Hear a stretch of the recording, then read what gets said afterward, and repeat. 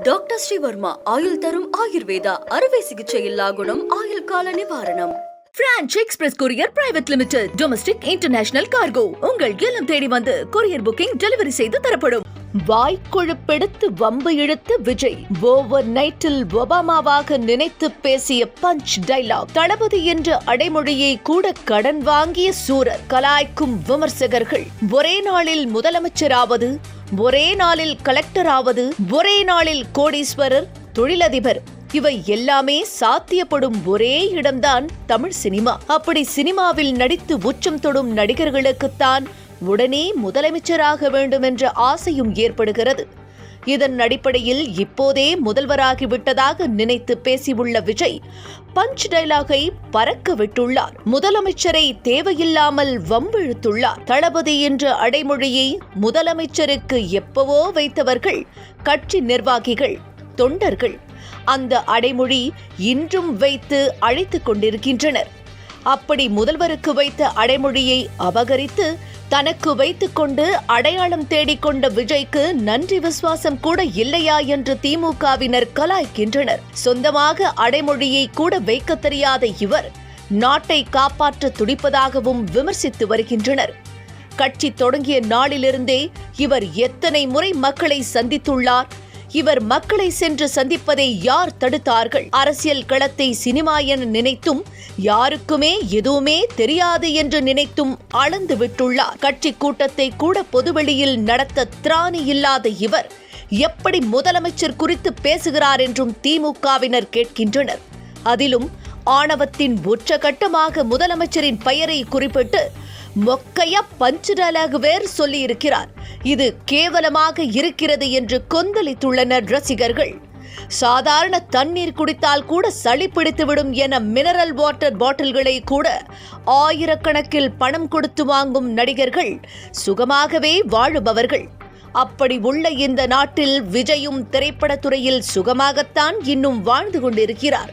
இவர் கொரோனா காலத்தில் எதிர்க்கட்சியாக இருந்தபோதும் முதலமைச்சரான போதும் உயிரை பணயம் வைத்து களப்பணியாற்றிய முதலமைச்சர் மு.க. ஸ்டாலினை பார்த்து பஞ்ச் டயலாக் பேசியுள்ளார். ஏதோ இவரது இரு கரங்களையும் பிடித்து திமுக அரசு தடுப்பதைப் போல பேசியிருக்கிறார் விஜய்.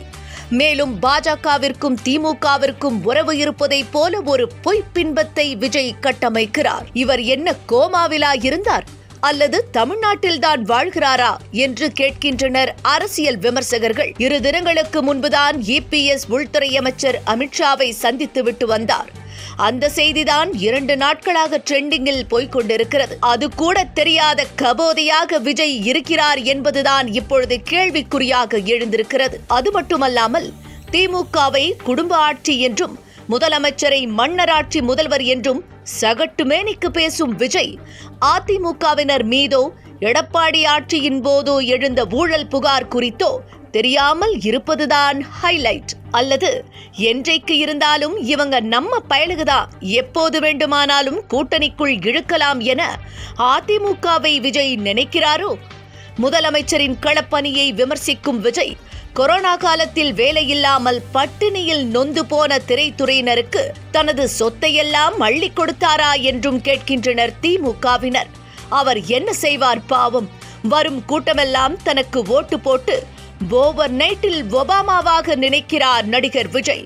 ரசிகர்கள் வேறு, வாக்காளர்கள் வேறு என்று அடிப்படை உண்மை கூட தெரியாமல் எப்படி அவரால் பேச முடிகிறது? எல்லாவற்றுக்கும் மேல் விஜய் சில கணக்குகளை போட்டுள்ளார் என்பதே உண்மை.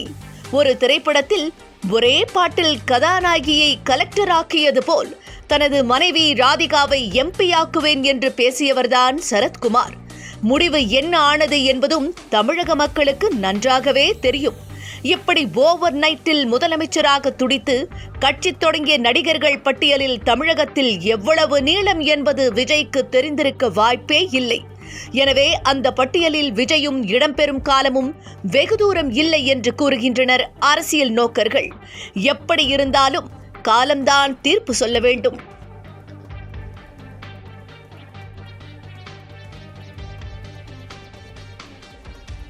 டாக்டர் ஸ்ரீவர்மா ஆயுள் தரும் ஆயுர்வேதா அறுவை சிகிச்சையில்லா குணம் ஆயுள் கால நிவாரணம். Branch express courier private limited domestic international cargo உங்கள் இல்லம் தேடி வந்து கொரியர் புக்கிங் டெலிவரி செய்து தரப்படும். என்றும் உங்களுடன் மை இந்தியா. முக்கிய செய்திகளை உடனுக்குடன் தெரிந்து கொள்ள சப்ஸ்கிரைப் பண்ணுங்க, பெல் பட்டனை பிரஸ் பண்ணுங்க. என்றும் உங்களுடன் மை இந்தியா.